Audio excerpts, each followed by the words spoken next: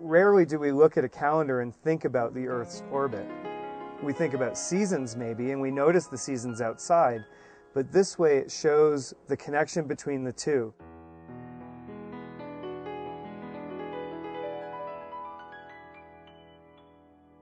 The orbit being divided into the days of the year and the months, just like our calendar. And then there's a string that goes from each day in the orbit, and each string goes down to the relative day in the calendar.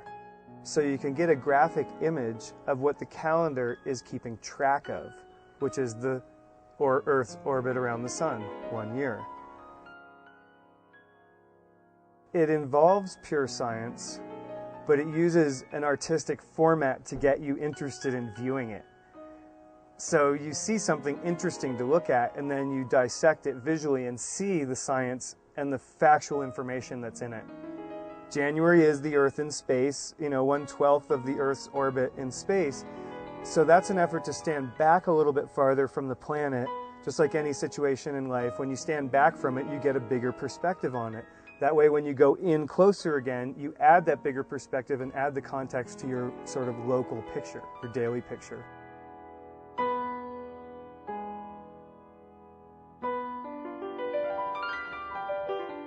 The orbit calendar shows 1 year of days. We've figured out 365 and a quarter days.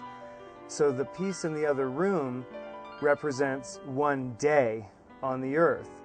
Even though it's a prototype right now, we're using still photographs, the idea would be of having live webcams spread around the planet so that when you stood in the middle, you would see half day around you and half night.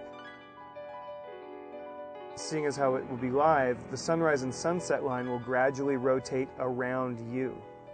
So that starts to show you the rotation of the Earth. If all of the webcams get archived over the course of a year, let's say, you could go back and time-lapse 1 year so that you could see the seasons coming and going from the northern to southern hemisphere. As the equinoxes came, they would balance out.